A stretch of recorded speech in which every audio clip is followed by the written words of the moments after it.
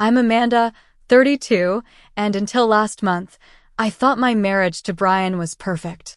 5 years together, 3 years married, and I never imagined our annual family vacation would reveal the truth. When we arrived at the resort, my in-laws assigned me a separate table for dinner. No one spoke to me. When I asked Brian why, he just shrugged. It's just their way. I smiled and said, perfect. I have my own way too. The next morning changed everything. Before I continue, where are you watching from? Hit like and subscribe to join my journey of self-discovery. Looking back, I should have seen the signs. But when you're in love, you tend to ignore the red flags waving right in front of your face. Brian and I met 6 years ago at my college roommate's wedding. I was the maid of honor, and he was a groomsman. Such a cliché beginning, right? But there was nothing cliché about our connection. Brian stood out from every man I'd ever dated. Intelligent, kind, ambitious, and he looked at me like I was the only person in the room. I was 26 then, finally establishing myself in my marketing career after years of grinding through entry-level positions. I'd just been promoted to marketing manager at a tech startup in Seattle, and I was fiercely proud of my independence. Dating wasn't even on my radar, but Brian changed that in one evening. Our first conversation lasted 5 hours. We closed down the wedding reception and continued talking in the hotel lobby until 3 a.m. He asked thoughtful questions about my career and actually listened to my answers. We discovered we both loved hiking, had the same taste in obscure indie films, and shared similar values about life and family. Brian called the next day, and within 6 months, we were inseparable. He was 29, already successful in finance, the eldest son in the Caldwell family, old money from Boston, I would later learn. The Caldwells owned investment properties throughout New England and had the kind of wealth that's never discussed directly but is evident in everything from their vacation homes to their casual references to the foundation. I met his parents, Margaret and Richard, 3 months into our relationship when they visited Seattle. From the beginning, something felt off. Margaret assessed me with calculating eyes while asking pointed questions about my family background. My parents are teachers from a small town in Oregon, hardly impressive by Caldwell standards. When I mentioned my marketing career, Richard nodded dismissively and changed the subject to Brian's recent work achievements. Still, Brian seemed different from them, warmer, more genuine. He apologized for his parents' behavior afterward. They're just old-fashioned, he explained. They'll warm up to you. Our wedding happened 1.5 years after we met. I wanted something simple, but Margaret had other ideas. Suddenly, I was caught in a whirlwind of decisions that weren't really mine to make. The guest list grew from our planned 75 to over 200 people, most of whom I'd never met. My one bridesmaid was dwarfed by Brian's 5 groomsmen, all childhood friends from his private school days. When I expressed concern to Brian, he gently suggested it was easier to go with the flow to keep the peace. My own family provided such a contrast. My parents, Karen and David, welcomed Brian warmly from day one. My younger sister Jessica teased him like she'd known him forever. Our home was always filled with laughter and open communication. Nothing was off limits for discussion, and everyone's opinions mattered equally. During the first year of our marriage, Brian shielded me from his parents' subtle criticisms. He'd filter their comments, telling me only the positive parts. We lived in Seattle, safely distant from Boston, building our life together. I threw myself into supporting his career, hosting dinner parties for his colleagues, and creating the perfect home. Meanwhile, my own career continued to advance. I became the marketing director at my company, managing a team of 5. Brian traveled frequently for work, but we made our time together count. Weekend getaways, surprise date nights, thoughtful gifts, our marriage seemed enviably strong.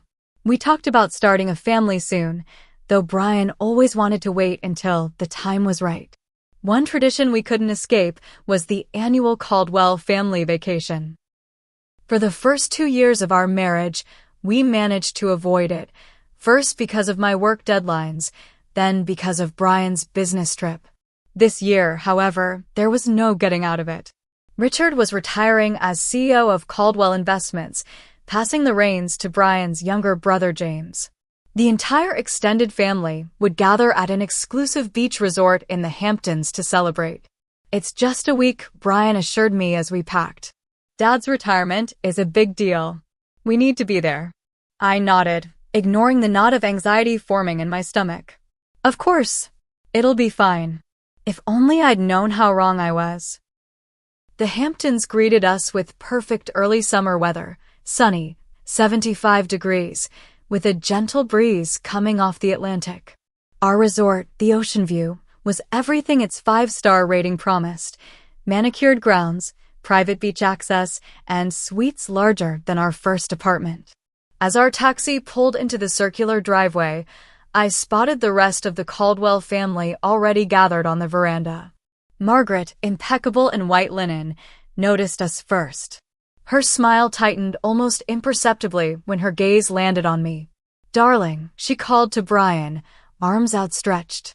She embraced him warmly before turning to me with significantly less enthusiasm. "Amanda, you made it." Richard's greeting was equally tepid, a brief nod in my direction before clapping Brian on the back. "Son, perfect timing. James was just telling us about the Anderson acquisition." Within moments, Brian was absorbed into a business discussion with his father and brother, leaving me standing awkwardly with my luggage. No one offered to help. "Let me show you to your room," said a voice behind me. I turned to find Stephanie, Brian's younger sister. At 30, she was the only Caldwell sibling I'd ever felt comfortable around. "They'll be talking business for hours." As we walked through the lobby, Stephanie filled me in on who was attending: James and his wife Allison, their 2 children, Michael, the youngest brother, and his new fiancée Grace, Aunt Patricia and Uncle George, and cousins Emily and Thomas with their respective spouses. "Quite the family reunion," I commented, trying to sound enthusiastic. Stephanie replied noncommittally. "Fair warning. Mom's been planning this for months. Everything is scheduled down to the minute." Our suite was beautiful. Ocean view, king-sized bed, luxury amenities, but I barely had time to freshen up before Stephanie reminded me that dinner was in 30 minutes. "Don't be late," she warned. "Dad hates tardiness." I changed quickly into a navy blue sundress, applied fresh makeup, and met Brian in the sitting area. He'd been texting with James since we arrived. "Ready?" I asked, adjusting his collar affectionately. "You look beautiful," he said, kissing my cheek. "Let's get this over with." The resort's private dining room was arranged with 2 large tables. As we entered, Margaret waved Brian over to the main table where the family was already seated. I moved to follow, but she stopped me with a raised hand. "Amanda, dear, we've arranged for you to sit at that table," she said, gesturing to a smaller table near the window. "We're rather cramped at this one with all the family catching up." I stared at her, certain I'd misunderstood. The family table had at least 3 empty seats. "I'm sorry." "Space reasons," Richard explained without looking up from his menu. "We need to discuss some private family business matters." I looked at Brian, waiting for him to object. He glanced between his parents and me, hesitation clear on his face. "It's just for tonight," he said quietly. "Dad wants to go over some retirement details." "But your cousin's spouses are at that table," I pointed out, nodding toward Emily's husband and Thomas's wife, both comfortably seated among the family. "They've been in the family longer," Margaret replied smoothly. "They're familiar with the business discussions." We'd been married 3 years. How much longer did I need to be in the family? I forced a laugh, trying to treat it as a misunderstanding. "Surely there's room for one more." I promised not to take up much space. No one laughed with me. An uncomfortable silence fell over the table. "Amanda," Brian murmured, a warning in his tone. Humiliation washed over me. Rather than create a scene, I nodded stiffly and moved to the separate table. Throughout the meal, I picked at my food while watching the animated conversation at the family table. No one came to join me. No one even looked my way. I might as well have been invisible. Later that night, in our suite, I confronted Brian. What was that about? I've never been so embarrassed. He was already loosening his tie, seemingly unbothered. It's not a big deal. Dad wanted to discuss confidential business matters. That Emily's husband is privy to, but I'm not? He works for the company, Amanda. And what about tomorrow? Will I be sitting alone again? Brian sighed, running a hand through his hair. Can we not do this? I'm tired, and it's been a long day. Do what, exactly? Ask why your family treats me like an unwelcome stranger. You're overreacting. It was just seating arrangements. I tried to explain how it felt to be so blatantly excluded, but Brian's responses grew increasingly dismissive. Eventually, he cut me off. Look, my parents have their ways. This week is about Dad's retirement, not about you. Can we please just get through it without drama? His words stung like a slap. I retreated to the bathroom, blinking back tears as I removed my makeup. In the mirror, I barely recognized myself, the confident marketing executive reduced to begging for a seat at the table with her own family. I made a silent promise to myself. Tomorrow would be different. I'd try harder to connect with the Caldwells. Surely this was all a misunderstanding that could be smoothed over with some effort on my part. How naive I was.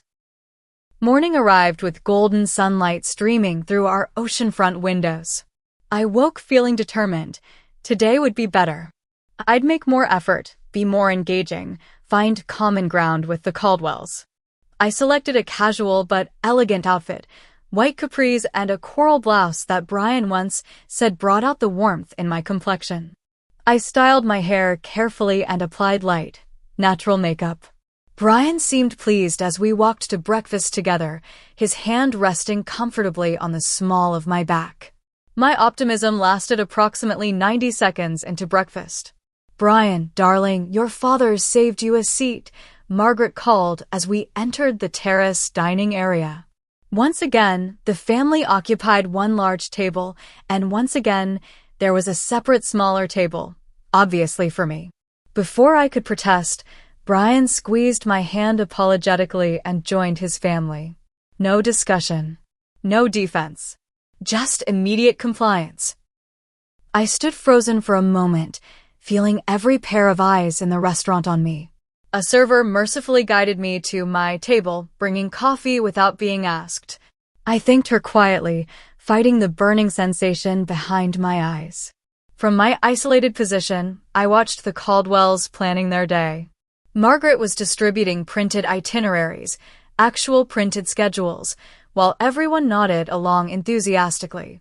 The ladies will be shopping in East Hampton this morning, she announced. We have appointments at 3 boutiques, followed by lunch at Le Bernardin.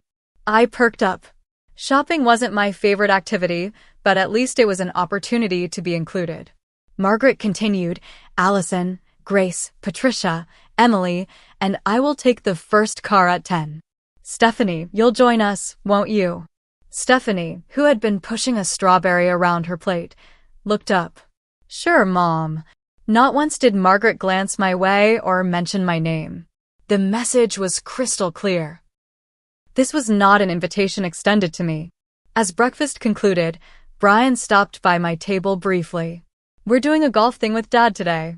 Will you be okay on your own? Your mother arranged a shopping trip for the ladies, I said. Was I supposed to be included? Brian's expression turned uncomfortable. I think that's more of their tradition. Been doing it for years. And when exactly do I get to become part of these traditions? He checked his watch.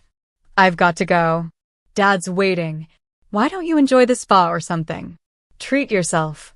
He kissed my forehead quickly and was gone before I could respond. Left alone at the resort while everyone departed for their exclusive activities, I wandered down to the beach. The private stretch of sand was nearly empty at mid-morning. I selected a lounge chair far from anyone else and stared out at the ocean, fighting an overwhelming sense of isolation. Would you like a drink, ma'am? A friendly voice interrupted my thoughts. I looked up to see a young woman in the resort staff uniform, her name tag reading Caitlin. It's a bit early, but honestly? Yes. Something with rum, please. Caitlin smiled sympathetically. Coming right up. When she returned with my pina colada, she lingered. First time at the ocean view? That obvious, huh? You just look a little lost. Everyone else in your party left about an hour ago. Something about her kind expression broke through my defenses.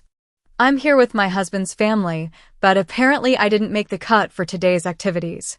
Caitlin raised an eyebrow. Family dynamics at resorts are kind of my specialty after 5 seasons here. I've seen everything from tearful reunions to full-blown dynasty wars over inheritance. Despite myself, I laughed. Where does daughter-in-law banished to separate tables fall on that spectrum? Mid-range passive-aggressive territory. Classic old money move.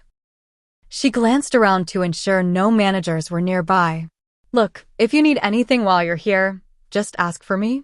Sometimes having an ally makes all the difference. After Caitlin left, I called my best friend Rachel back in Seattle. They did what? Rachel's indignation was exactly what I needed to hear. Put me at a completely separate table.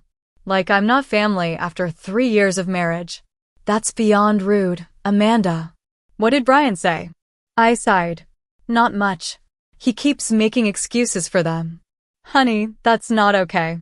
You need to talk to him. Really talk to him. I've tried. He just says it's their way, and I need to adapt.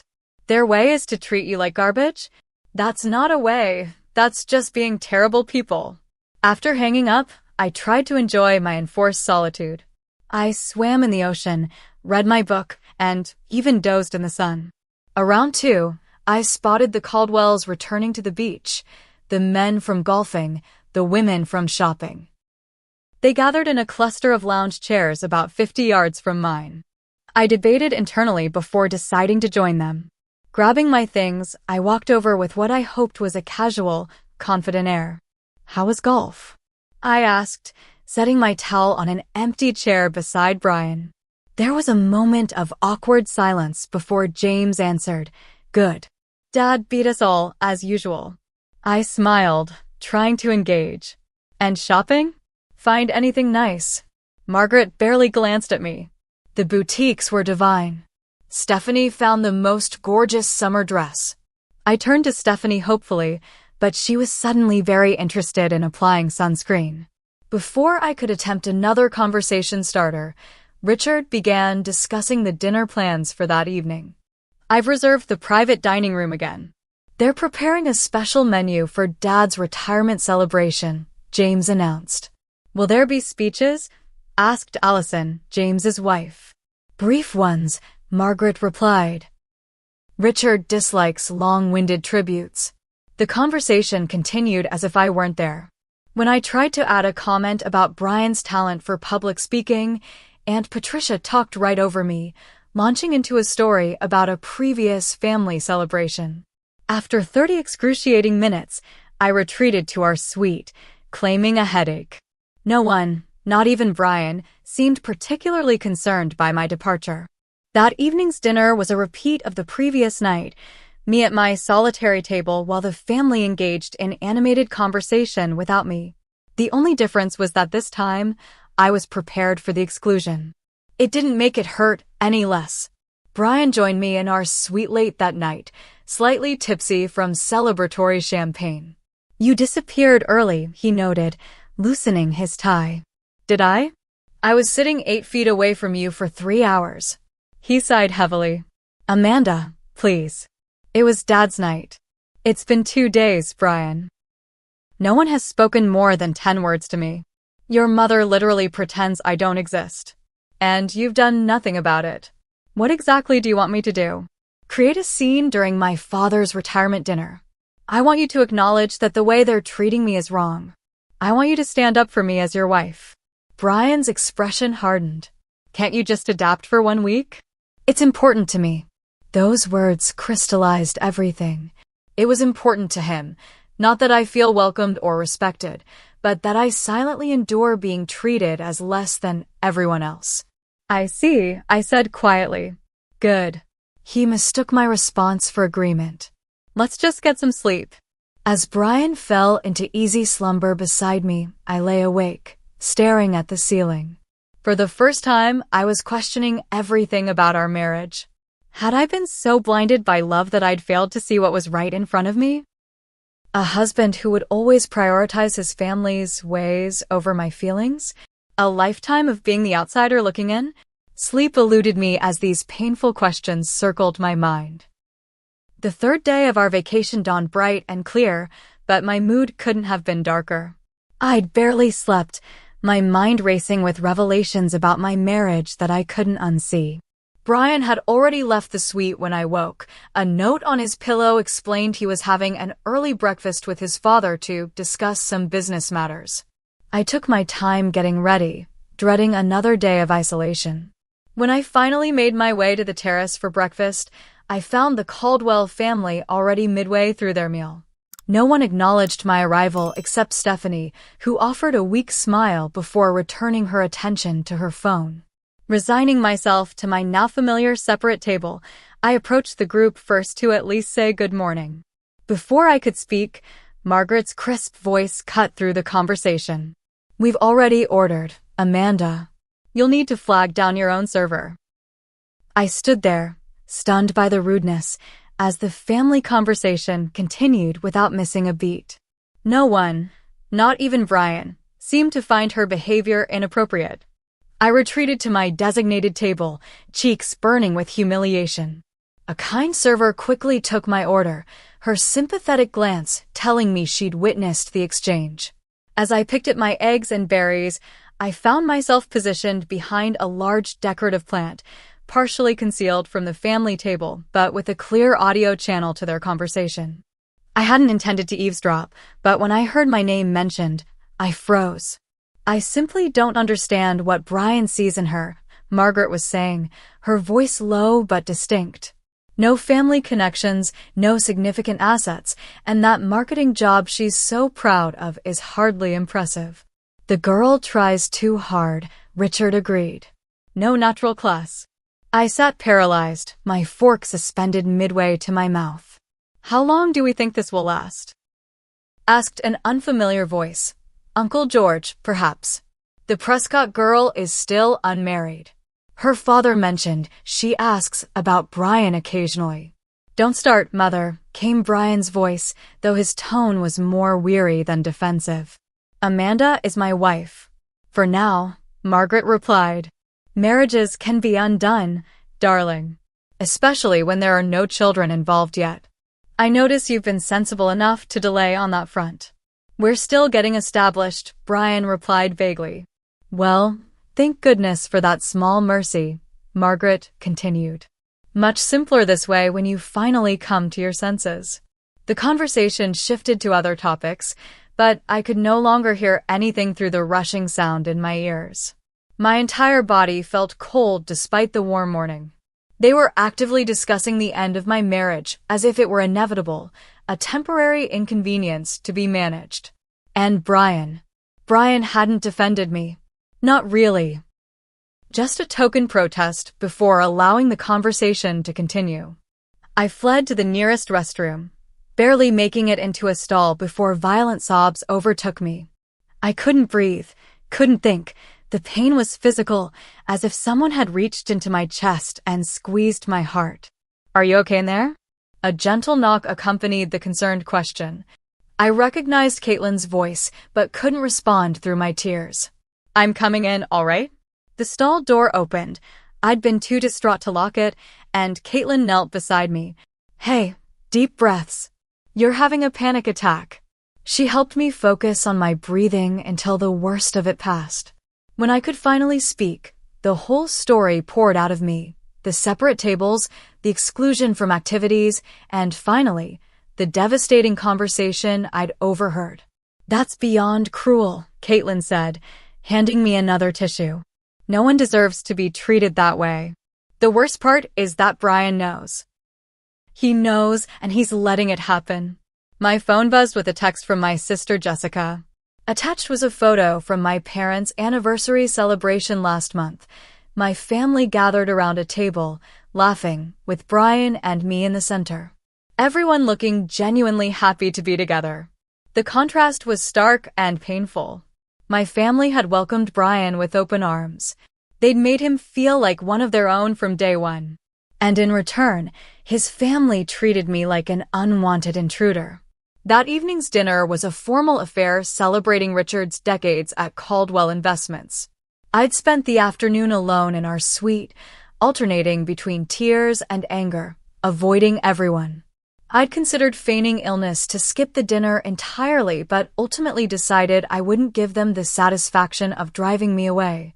I wore my best dress, a sleek black sheath that had cost a month's salary, and did my makeup impeccably. If I was going to be excluded, I would at least look stunning while it happened. The private dining room had been transformed with elegant decorations. A slideshow of Richard's career achievements played on a screen. Once again, I was directed to my separate table, though this time it had been positioned even further from the family. Midway through the main course, Richard stood to make a speech. He spoke about legacy, family traditions, and the importance of keeping the Caldwell name synonymous with excellence. "I've been blessed with 3 fine sons who understand what it means to be a Caldwell," he said, raising his glass to Brian, James, and Michael. "And I look forward to the next generation carrying on our values." He paused, his gaze sweeping the room before landing briefly on me. Though I would remind everyone that it's not just about having children, it's about having the right kind of children with the right kind of background. Quality over quantity, as we say in investments. The dig was so blatant that even some family members looked uncomfortable.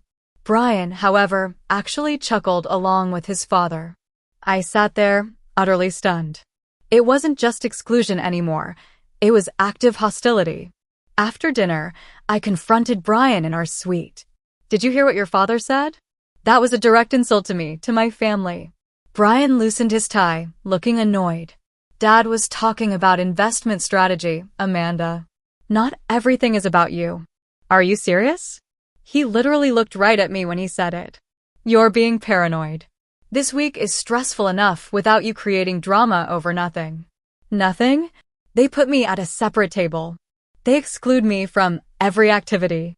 Your mother was discussing annulling our marriage at breakfast. Brian's expression shifted from annoyance to alarm. "You were eavesdropping on my family?" "I wasn't eavesdropping. I was eating breakfast when your mother started talking about replacing me with some Prescott girl." He ran his hands through his hair, frustration evident. "Look, my parents are traditional. They have certain expectations. They'll come around eventually." "It's been 3 years, Brian. When exactly will they come around?" He shrugged helplessly. "It's just their way, Amanda. You need to get used to it." Those words, so casual, so dismissive of my pain, broke something inside me. The man I loved, who had promised to be my partner in all things, was telling me to accept being treated as less than human by his family. I took a deep breath, surprising myself with how calm I suddenly felt. "Perfect," I said, smiling for the first time that day. "I have my own way, too." Brian looked relieved, misinterpreting my response as acceptance. "Great. Let's get some sleep and start fresh tomorrow."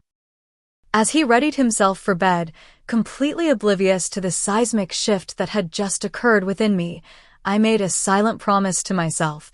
Tomorrow would indeed be a fresh start, but not the kind Brian was expecting. While Brian slept soundly beside me, I lay wide awake, my mind racing. The digital clock on the nightstand read 1:27 a.m., then 2:15, then 3:08 as I mentally revisited every moment of our relationship through this new, painful lens. How had I missed the signs? They'd been there from the beginning. Brian's reluctance to stand up to his parents, his dismissal of my concerns, the subtle ways he'd always prioritized his family's approval over my feelings. On our second date, he changed our dinner reservation when his mother called with a last-minute invitation to join them. At the time, I'd found it sweet that he was close with his family. Now I saw it for what it was, the first instance of me being secondary to the Caldwell's wishes. Then there was our wedding. I'd wanted a simple ceremony at my parents' beautiful backyard in Oregon, surrounded by people who genuinely cared about us. Instead, we'd had Margaret's society extravaganza in Boston, with hundreds of Caldwell connections and business associates. My parents had looked so out of place among the wealthy elite, though they'd never complained. Even our home in Seattle, I'd fallen in love with a charming craftsman near my office, but Brian had insisted on a modern penthouse in the financial district because it better reflected our status. His status, I now realized. The most telling sign had been our discussions about starting a family. Initially, we'd planned to begin trying after 2 years of marriage. But whenever the topic arose, Brian found reasons to delay. We should be more financially secure. Despite our substantial combined income, we should travel more first. We should wait until his work schedule calmed down. Had he been stalling because his parents didn't approve of me as the mother of their grandchildren? As these realizations washed over me, something unexpected happened. The hurt began to transform into clarity, and with clarity came resolve. I wasn't going to continue being the family doormat. I wasn't going to beg for scraps of respect from people who had decided I was unworthy before they even knew me. Most importantly, I wasn't going to remain married to a man who wouldn't stand beside me as an equal partner. I slipped out of bed and moved to the suite's sitting area with my phone. My first call was to my mother. Despite the late hour, she answered on the second ring. "Amanda? Is everything all right?" Hearing her concerned voice broke through my composure, and I found myself crying as I explained the situation. "Oh, sweetheart," she said when I'd finished. "I'm so sorry you're being treated this way. Am I overreacting, Mom? Am I expecting too much? Absolutely not. Family doesn't treat family the way they're treating you. And Brian, well, a husband should never let anyone disrespect his wife, not even his parents." "I don't think I can do this anymore." There was a brief silence before she responded. "Whatever you decide, Dad and I are here for you. You can come home anytime. You know that, right?" Her unconditional support strengthened my resolve. After we hung up, I began formulating a plan. First, I checked flights from New York to Seattle. There was one leaving at 2 p.m. the following day with available seats. I didn't book it yet. There was something I needed to do first. Next, I researched nearby hotels. The Montauk Point Resort was even more exclusive than the Ocean View and had a cancellation for a deluxe suite. The rate was exorbitant, but I didn't care. I made the reservation using my personal credit card, the one Brian didn't have access to. I then opened my banking app and transferred a significant amount from our joint savings to my private account. Not everything, just my fair contribution over the years. We'd need to properly divide assets later, but I wanted financial security for my immediate needs. By 5 a.m., my plan was fully formed. I began packing most of my belongings, leaving out only what I'd need for the morning. As I organized my suitcase, I found the anniversary card Brian had given me just 2 months ago, to my perfect partner and the love of my life. The words rang hollow now. Around 6:30 a.m., I heard Brian stirring. I quickly closed my suitcase and slid it into the closet before slipping into the bathroom to shower.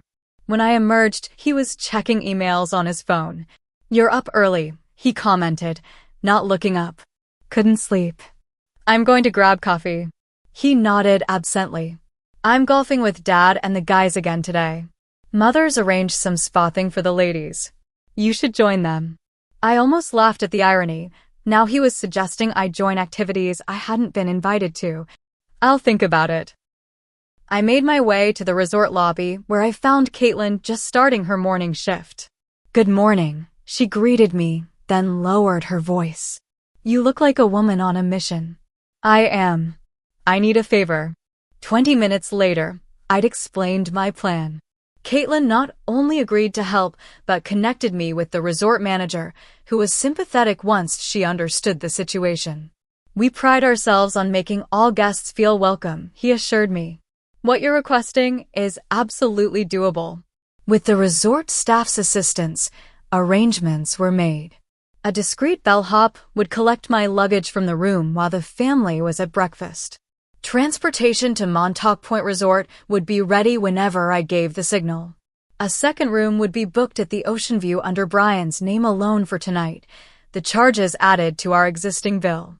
I returned to our suite to find Brian dressed for golf, checking his watch impatiently. "I'm heading down to breakfast," he said. "Everyone's probably already there." "I'll join you shortly," I replied, maintaining a neutral expression. "Just need to finish getting ready." After he left, I completed my preparations.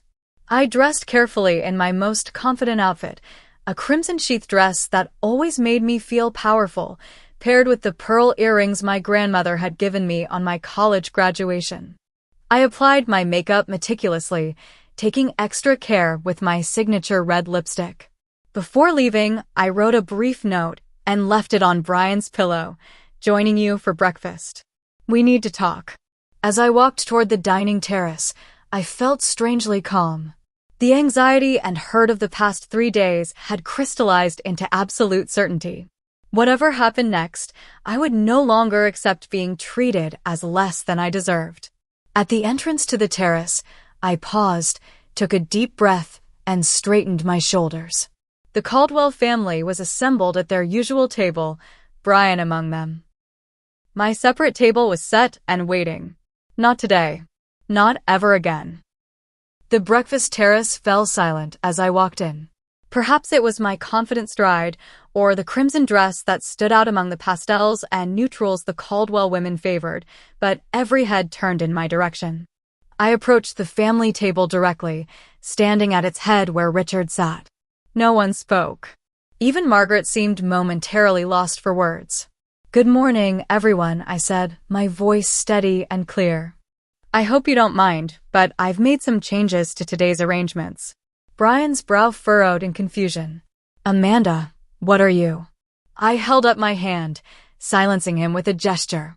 3 days ago, I would never have dreamed of being so assertive, but the Amanda who had arrived at this resort no longer existed. For the past 3 days, I've been seated separately from my family. I've been excluded from activities, ignored during conversations, and treated as an unwelcome intruder. I let my gaze sweep across each face at the table. At first, I was hurt and confused. Then I was angry. Now I'm simply clear. Richard cleared his throat. "Amanda, this is hardly the time or place." "Actually, Richard, this is exactly the time and place. You see, I heard your conversation yesterday morning." I turned to Margaret. "All of it. About how I'm not good enough for Brian. About the Prescott girl, who would make a better wife. About how fortunate it is that we don't have children yet, making it easier to undo our mistake of a marriage."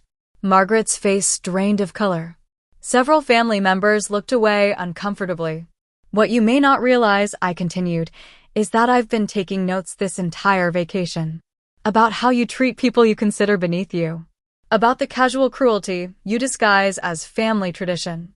About the way you've raised your sons to believe that loyalty to the Caldwell name trumps basic human decency."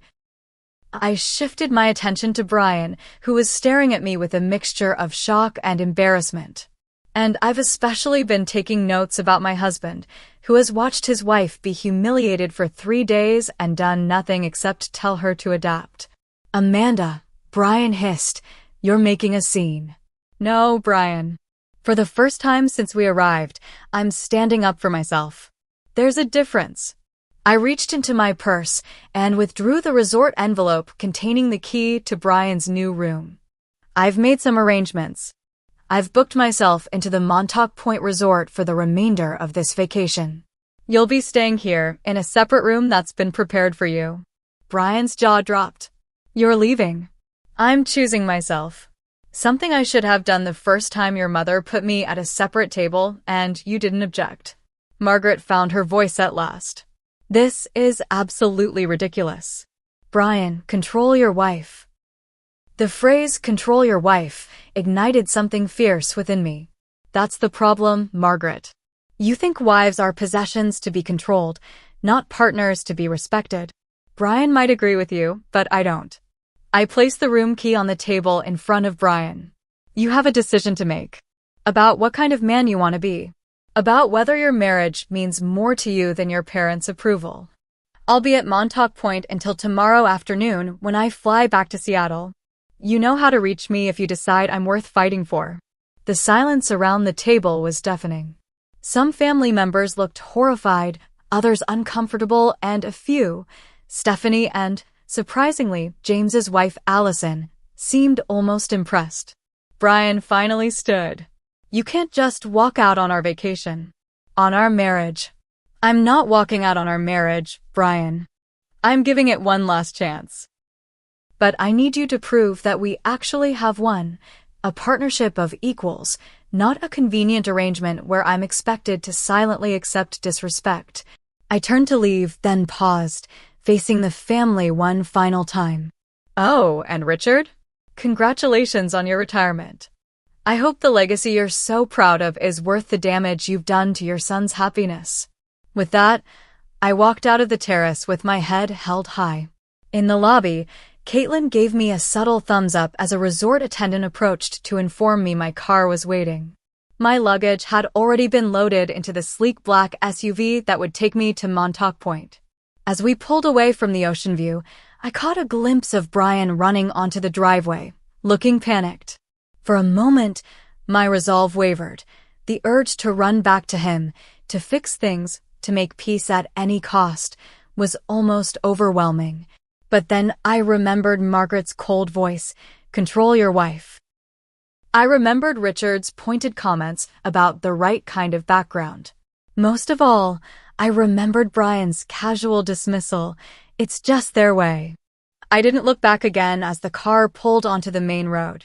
The 20-minute drive to Montauk Point gave me time to process what I'd just done. Had I overreacted? Burned bridges that could never be rebuilt? Possibly. But for the first time in days, maybe even years, I felt like myself again. Not Brian Caldwell's wife, not the outsider struggling to please impossible in-laws, just Amanda, strong, independent, and unwilling to accept less than she deserved. Montauk Point Resort was even more beautiful than the ocean view, with a more relaxed, less stuffy atmosphere.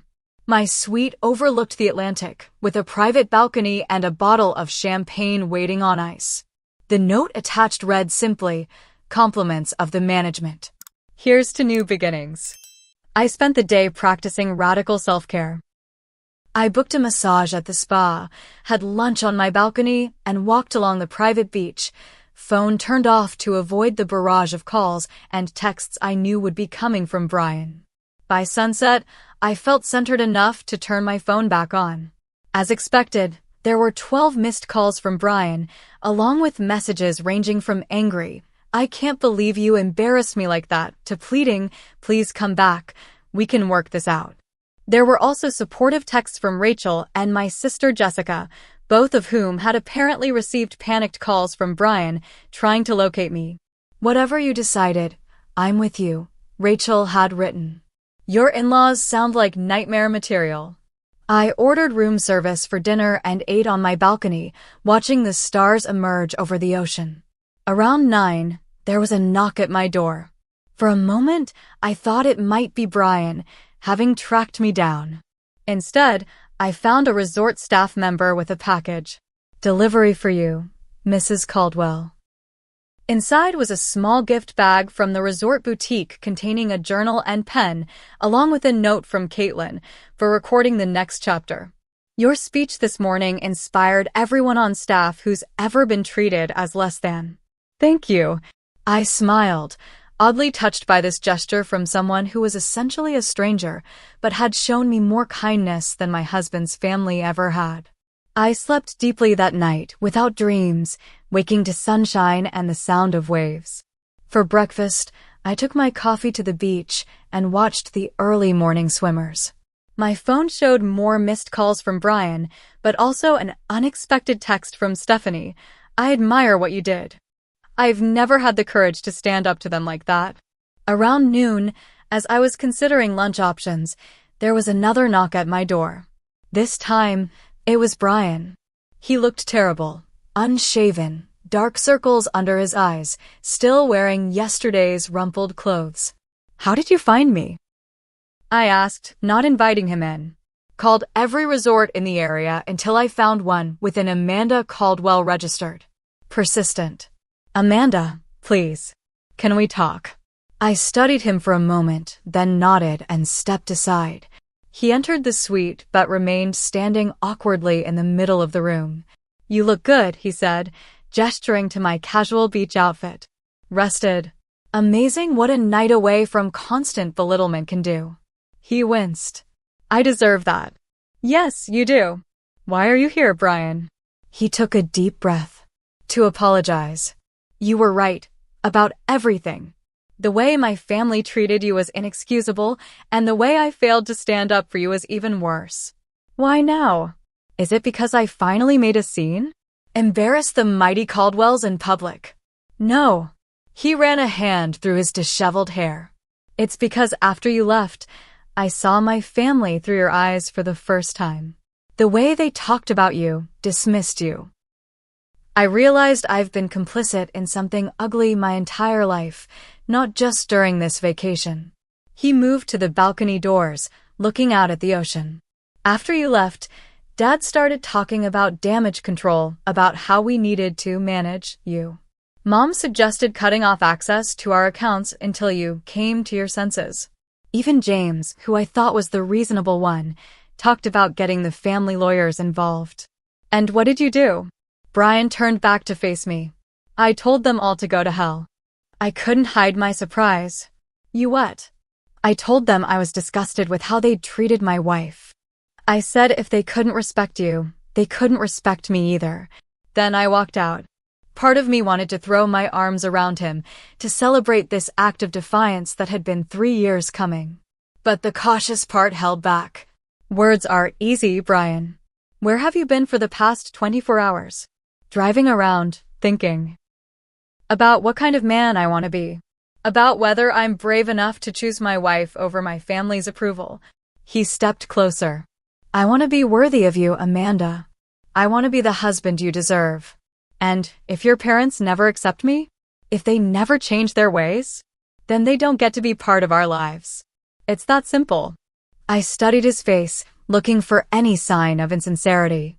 "It took me leaving for you to reach this conclusion." "Yes, and I'll regret that for the rest of my life. But I'm here now asking for another chance. Not because I'm controlling you or because I think you're overreacting, but because I love you and I want to build a life with you, a real partnership, not whatever dysfunctional model my parents have." I didn't respond immediately. 3 days ago, I would have accepted his apology instantly, eager to smooth things over. But I was different now. "I need time, Brian. And if we're going to try again, we need counseling, both as a couple and you individually. You have 32 years of unhealthy family dynamics to unpack." He nodded. "Anything. Whatever it takes. I'm flying back to Seattle tomorrow. I think we should take some time apart when we get home. Figure out what we both really want." Pain flashed across his face, but he accepted my terms without argument. "I understand. Can I at least drive you to the airport tomorrow?" I considered this, then nodded. "That would be fine." As he turned to leave, he paused at the door. "I'm proud of you, Amanda, for standing up for yourself when I couldn't. You're the strongest person I know." After he left, I returned to the balcony, feeling oddly peaceful. I didn't know if our marriage could be saved, but for the first time since this vacation began, I felt hopeful. Not because Brian had finally stood up to his family, but because I had finally stood up for myself. Whatever happened next, I would never go back to being the woman who silently accepted a separate table. 1 week later, the Seattle rain tapped gently against my living room windows as I curled up on the couch with a mug of tea. After the emotional hurricane of the Hamptons, the familiar comfort of my own space felt like a sanctuary. I'd taken a week off work to process everything that had happened and to consider what I wanted for my future. The remainder of my solo vacation at Montauk Point had been surprisingly healing. After Brian's visit, I'd spent my time journaling, walking on the beach, and reconnecting with myself. The resort staff, having somehow heard about my situation, treated me with special care, little upgrades and courtesies that made me feel valued and seen. Brian had indeed driven me to the airport as promised. The ride was mostly silent, but not uncomfortable. At the departures terminal, he'd helped with my luggage and then handed me an envelope. "What's this?" I'd asked. "The name and number of a marriage counselor in Seattle. And a therapist for me." His voice had been steady, his eyes clear. "I've already made appointments for both." That small act of initiative had meant more than any grand gesture could have. It showed me he was serious about change. We'd agreed to a 3-week separation, Brian staying with a friend while I remained in our apartment. We would communicate minimally during this time, focusing instead on individual reflection. True to his word, Brian had begun therapy immediately upon our return. He texted me once, 3 days after we got back. "First session was hard. Realizing how much I've normalized dysfunctional behavior. Thank you for pushing me to do this." I hadn't responded, not out of coldness, but because I was maintaining the boundaries we'd established. My own journey that week had been intense. I'd spent hours talking with Rachel and my sister, unpacking the subtle ways I'd compromised myself throughout our marriage. I'd reconnected with friends I'd neglected, rediscovered hobbies I'd set aside, and begun rebuilding the parts of myself that had been slowly eroding under the Caldwell influence. My phone buzzed, pulling me from my thoughts. A text from my mother, checking in. "How are you feeling today?" I smiled, typing back, "Better. Clearer. Taking it day by day." She responded almost immediately. "That's my girl. Dad and I are here whenever you need us." Their unconditional support had been my lifeline. The day after I returned from New York, they'd driven 3 hours from Oregon just to have dinner with me. No questions asked, no pressure applied, just love and presence. The contrast with the Caldwells couldn't have been starker. Margaret had called exactly once, leaving a voicemail so stiffly formal it bordered on parody. "Amanda, this is Margaret Caldwell. While I think your behavior at the resort was inappropriate, Richard and I are willing to discuss moving forward in a more productive manner. Please have Brian call us when you've had time to reflect." I'd deleted the message without responding. The most surprising post-vacation contact had come from Stephanie. She'd emailed a long, heartfelt message about growing up in the Caldwell household, how she'd always felt suffocated by their expectations, and how watching me stand up to them had inspired her to make changes in her own life. "I've started therapy too," she'd written. "I want to break the cycle before I have children of my own." We'd exchanged several messages since, forming a genuine connection for the first time. She'd even suggested meeting for coffee, independent of Brian or the rest of the family. As for Brian and me, we had our first marriage counseling session scheduled for tomorrow. I was nervous but determined to be honest about what I needed, what I deserved, in our relationship. The doorbell rang, startling me from my reflections. I wasn't expecting anyone. Through the peephole, I saw Brian, looking uncertain, a small package in his hands. I opened the door but didn't invite him in. We'd agreed on 3 weeks of separation, and it had only been 1. "I know we said limited contact," he began, "but I found this while packing some things at my friend's place. It seemed important to give it to you now." He handed me the package, neatly wrapped in simple brown paper. Inside was a leather-bound journal, the kind I'd admired once in a bookstore window, but had deemed too expensive to justify. "Open it," he encouraged softly. I did. On the first page, he'd written, "For recording our new beginning, if you decide to give us that chance. Either way, your story deserves to be told." The gesture touched me deeply, not because it was grand or expensive, but because it acknowledged my agency in deciding our future.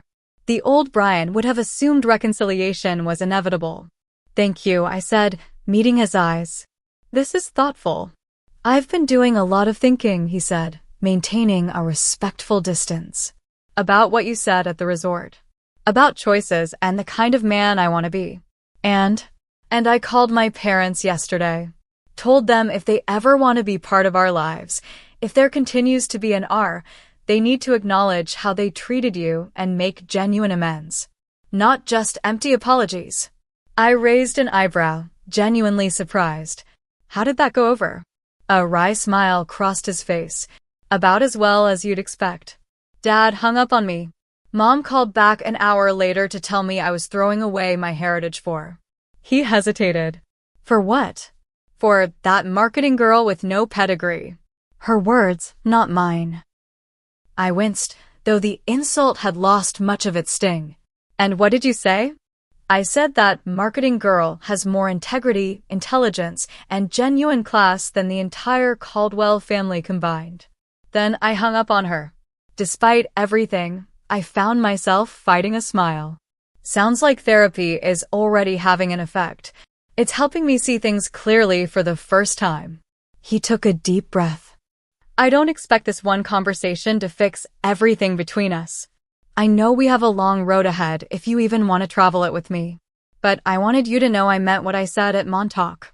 You're my priority, not them. He turned to leave, then paused. Oh, and Thanksgiving plans are officially changed. If we're still together by then, I thought maybe we could go to your parents instead? I've always loved their Thanksgiving. After he left, I returned to the couch, the journal in my hands. I wasn't ready to forgive everything, not yet. But for the first time since the vacation, I felt a glimmer of hope that perhaps our marriage could be rebuilt, not as it was before, but as something stronger, more equal, more authentic. 3 months later. Are you sure about this? Brian asked, adjusting his tie nervously in our bathroom mirror. We could still cancel. I smoothed down my dress, checking my reflection one final time. They're your parents, Brian. We can't avoid them forever if we're going to make this work. He nodded, though anxiety still lined his face. I just don't want you to be hurt again. I'm not the same person they could hurt so easily, I reminded him. And you're not the same person who would let them. The past 3 months had been transformative for us both. Weekly counseling sessions had helped us communicate more effectively and identify unhealthy patterns in our relationship. Brian's individual therapy had been even more impactful, helping him recognize and challenge the dysfunctional family dynamics he'd normalized his entire life. We'd moved gradually from separation to cautious reconciliation. First with daytime meetings, coffee, walks in the park, carefully neutral settings where we could talk honestly. Then dinner dates where we rediscovered the connection that had drawn us together initially. Finally, a month ago, Brian had moved back into our apartment, now very much our space with equal input on every decision. Today marked another milestone, our first meeting with his parents since the disastrous vacation. A carefully negotiated lunch at a neutral restaurant, with clearly established boundaries and an agreement that we would leave immediately if those boundaries were crossed. Remember what Dr. Levine said? I offered as we gathered our coats. We're a united front. Their issues with me are issues with us both. He took my hand, squeezing it gently. United front. Got it. The restaurant was upscale but not ostentatious, with private tables well spaced for conversation. We'd arrived early intentionally, securing the psychological advantage of already being seated when his parents arrived. Margaret and Richard entered precisely on time, his father's expression unreadable, his mother's mouth set in a tight line. Introductions were awkward but civil. No hugs, just formal handshakes. You're looking well, Amanda, Margaret offered stiffly as we settled into our seats. Thank you. How was your flight from Boston? Small talk carried us through the appetizers, neutral topics like weather and Richard's adjustment to retirement. The real test came with the main course. So, Richard began, setting down his fork deliberately. Brian tells us you've been seeing a marriage counselor. His tone suggested he found the concept distasteful, but I refused to be baited. Yes, it's been very helpful for both of us. In our day, couples worked things out privately, Margaret commented. Family matters stayed within the family. Brian cleared his throat. Actually, that's part of what we wanted to discuss today. The definition of family and who's included in it. I watched his parents exchange glances. This was the new Brian, direct, unafraid of confrontation when necessary. Amanda is my family now, he continued. My primary family. And if you want to be part of our lives, you need to accept that reality. Richard's face darkened. Now listen here. No, Dad. You listen. For once. Brian's voice remained calm but firm.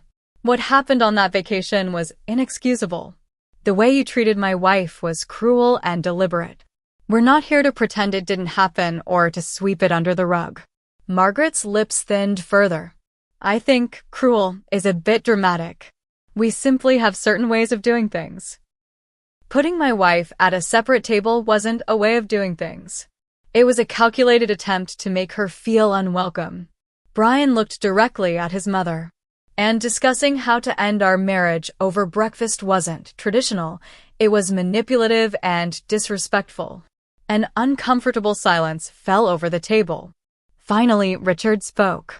What exactly do you want from us? I decided to answer this one. Respect. Not approval, not enthusiasm, just basic respect. The kind you'd show to any human being, regardless of their background or pedigree.